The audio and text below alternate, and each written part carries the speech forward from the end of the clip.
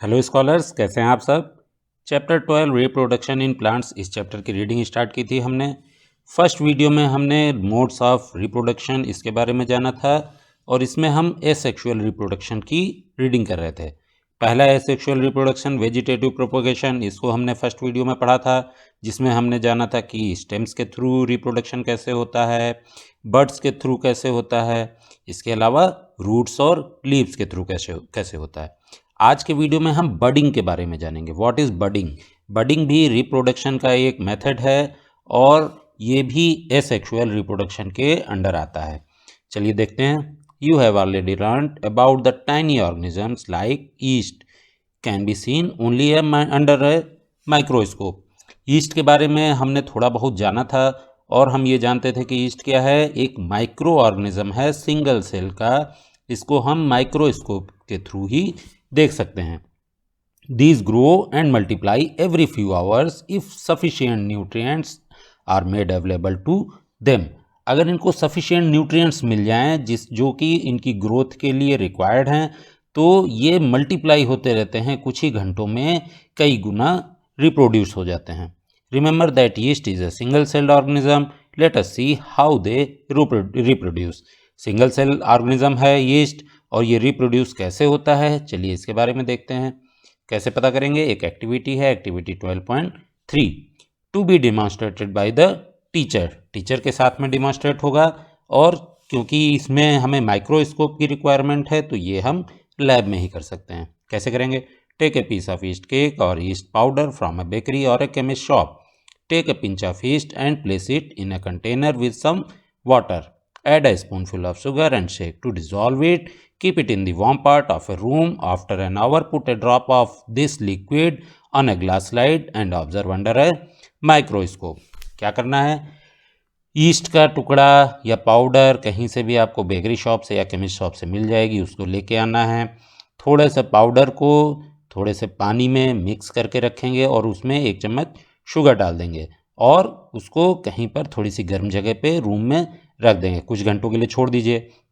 ये जो हमने वाटर, शुगर और वार्म टेम्परेचर में रखा है, ये किस लिए रखा है, ताकि उनको ग्रोथ करने के लिए सफिशेंट एनवायरनमेंट मिल जाए। ओके, अब क्या करना है। अब उसी में से, उसी लिक्विड में से जिसमें आपने यीस्ट को डिज़ोल्व किया था, शुगर डाली थी, उसमें से थोड़ा सा एक ड्रॉपर से लेकर के एक ग्लास स्लाइड के ऊपर डालिए और ग्लास स्लाइड को माइक्रोस्कोप के थ्रू देख करके ऑब्जर्व कीजिए। क्या आपको दिखेगा।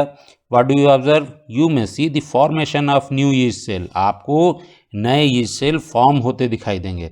कैसे दिखाई देंगे, यहाँ एक फिगर भी है, फिगर के थ्रू मैं आपको समझाता हूँ।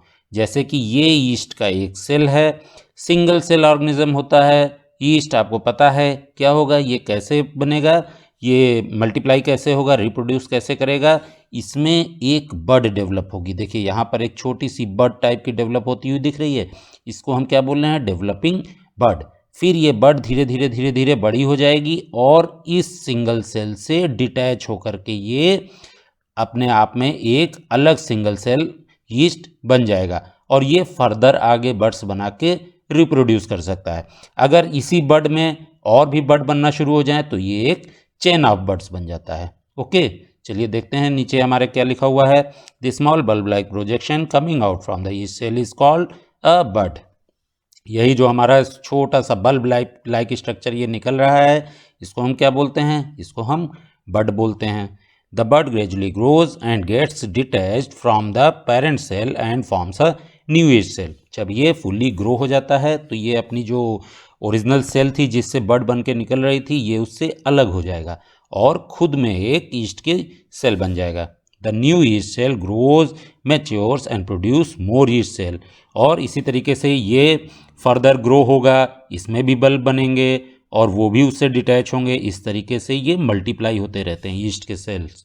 Okay, sometimes another bud arises from the bud forming a chain of buds. If this process continues, a large number of each cell are produced in a short time। वही चीज़ है जो मैंने बताया, कई बार क्या होता है, एक बड बन रही होती है और उसी में से दूसरी बड बनना शुरू हो जाती है और फिर फर्दर एक और बड बनना शुरू हो गई, तो ये क्या हो गया, हमारा चेन ऑफ बड्स हो गई। और इस तरीके से जब इसका चेन रिएक्शन चलता रहता है और नई नई बर्ड्स फॉर्म होती रहती हैं।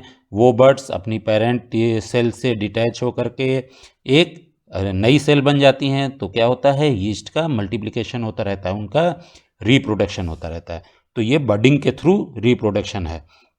बडिंग के थ्रू ऐसा नहीं कि केवल सिंगल सेल ऑर्गेनिज्म में ही रिप्रोडक्शन होता है, इसके अलावा कई सारे मल्टी सेल ऑर्गेनिजम्स भी हैं जिनमें बडिंग के थ्रू रिप्रोडक्शन होता है। एक एग्जांपल मैं आपको बताता हूं कि हाइड्रा भी जो है वो बडिंग के थ्रू रिप्रोड्यूस होता है। इसके अलावा और कौन कौन से ऐसे ऑर्गेनिज्म हैं जिनमें बडिंग के थ्रू रिप्रोडक्शन होता है, वो आप मुझे कमेंट में बताइए। ओके, इसके बाद रिप्रोडक्शन का जो नेक्स्ट मेथड है वो क्या है, फ्रेगमेंटेशन भी एक एसेक्सुअल रिप्रोडक्शन है। इसके बारे में हम नेक्स्ट वीडियो में जानेंगे। Okay, till then bye.